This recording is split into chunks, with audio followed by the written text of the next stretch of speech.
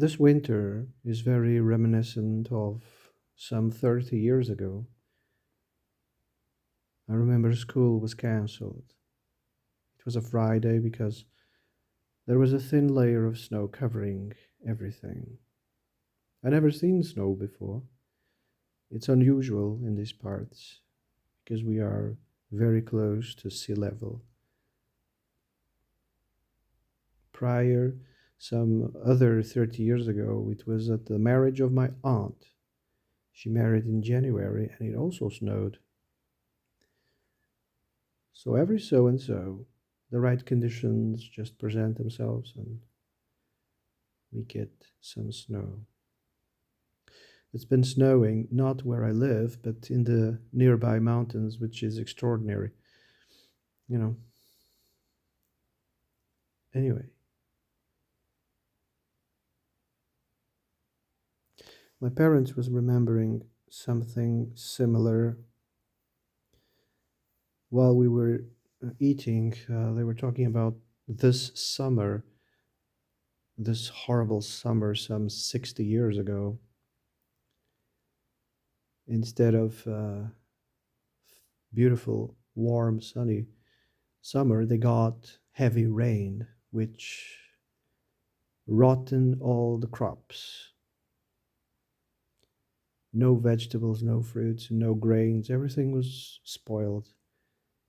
They couldn't do anything to save the crops. And the grains was the highest grossum, you know, of a farmer.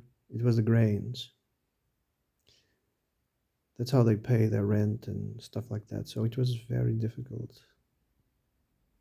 Very difficult times. I think my grandfather went into debt, and eventually, this other time, he also lost his crops, but due to the extreme heat, and he lost a property because of that, because he had to sell the property in order to pay his debts. It was not easy, and landlords back then, they didn't care about the weather. They just wanted their money, you know. And if you didn't have it, you were in big trouble. Your head was fed to the fish. Nowadays, things are so easy compared to the past. Anyway, sometimes I listen to the internet. Well, I listen a lot to the internet. I also read, but I listen more because that way I can do something else. I can multitask and I can take more information in if I'm listening. And I noticed that ever since they took away the classics from the education system, the classics that teach you in philosophy, in Greek philosophy, that teach you in psychology, that teach you in the humanities. You see, they've been slowly taking those away and replacing them with maths and stuff like that. People's awareness of the dark human behaviors, like the dark triad, narcissism, Machiavellianism, and sociopathy or psychopathy or whatever. People are little by little alien to that idea, you know. The internet has been making a good job bringing it back to consciousness. So people are aware of these dark, tendencies of people, of humans. But I guess ever since I don't know, the end of the Second World War, there's been a darkening of the education system, a banalization of evil, so to speak. And you can see it in literature. I have some books that was written before the Great War, And the style of writing, the poetics, the insight, the style is so much better, so much illuminating, so much clearer because it goes straight to the point than what came after. It's almost like everything that came after is just uh, descriptive. They just do descriptions, and they don't either they don't understand what they're talking about, or they just don't want to go to the point. So they just go around in circles, basically. Anyway, my favorite writers are actually from before the Second World War. You know, of course, there's a book here and there that there is worth reading, but I don't know. Something happened to the world after the Second World War. There's a darkening of education, of everything, and I think it's reaching its peak, or it has reached its peak some 20 years ago. See, because these things take time, you have to form the next generations, and every generation takes 20 years. So, this great change in culture happened some 20 years ago, and it has caused, a great shift. We are at the cusp of a great change because people in charge have noticed there's no way back. The only way to fight this culture, you know, this cultural darkening, it's not, what can you characterize it? I would say the cultural darkening, everything is mediocre and ugly and stupid. So the only way to fight it, because right now, this one kind of is similar to the end of the pagan empire, of the pagan Roman Empire. They have serious problems in demographics and education. You know, the only way to fight, an ideology that is almost like a parasite is with another ideology that is also a parasite, but with different ends, with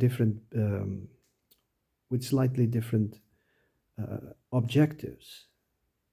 So when the Roman Empire, pagan Rome collapsed, they were serious. They were having serious troubles with demographics.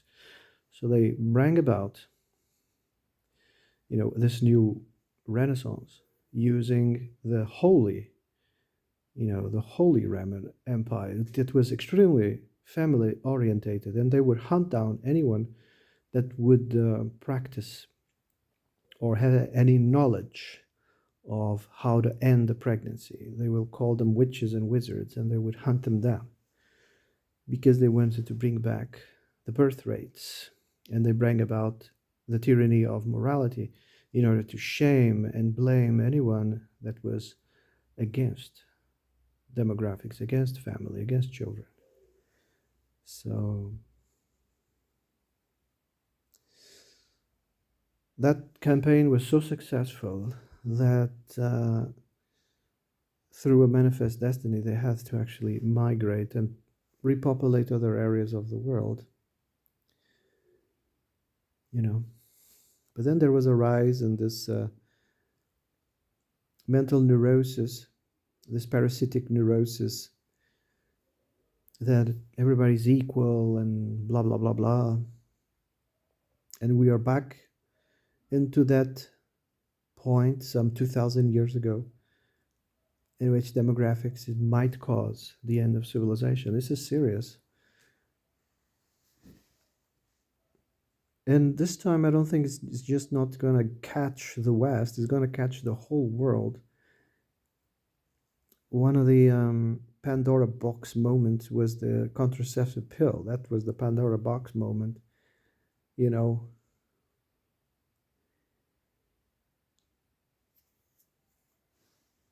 that seriously reduced the birth rates.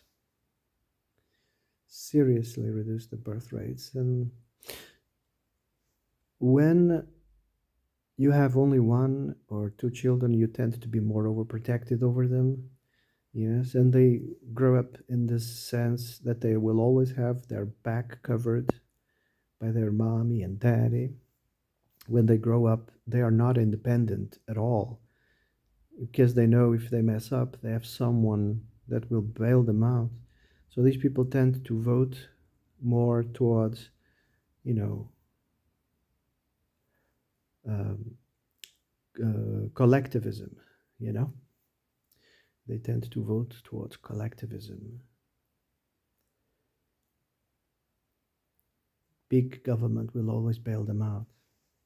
So they will willingly abandon their freedoms in favor of collectivism, their privileges and their freedoms and their rights.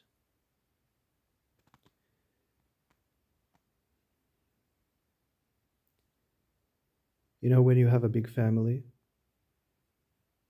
more than three brothers or sisters, instead of going for mommy or daddy for help or backup, you will rather go towards your brothers and sisters for help. You know, it creates a network.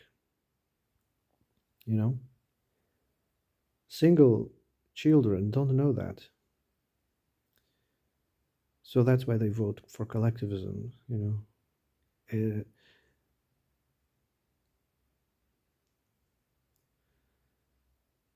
mm. And plus, when you have eight brothers or sisters or nine or there was families here that had more than a football team, more than 12.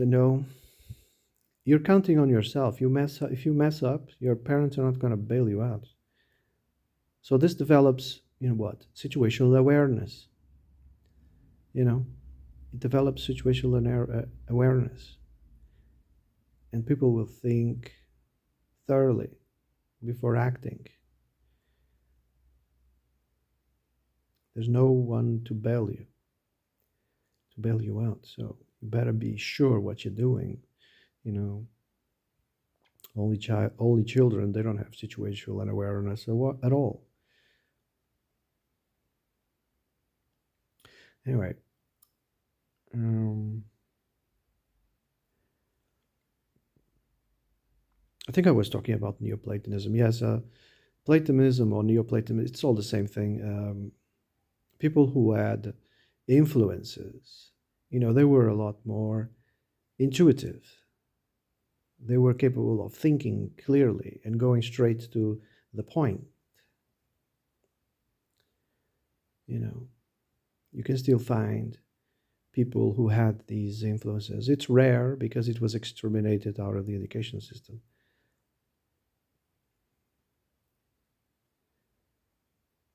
One of the greatest educations out there is Philosophia Perennis, is Platonism, is Advaita, you know,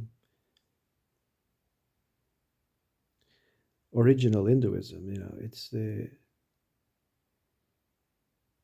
the best education. Anyway, I think I'm gonna shut up. Have a nice day.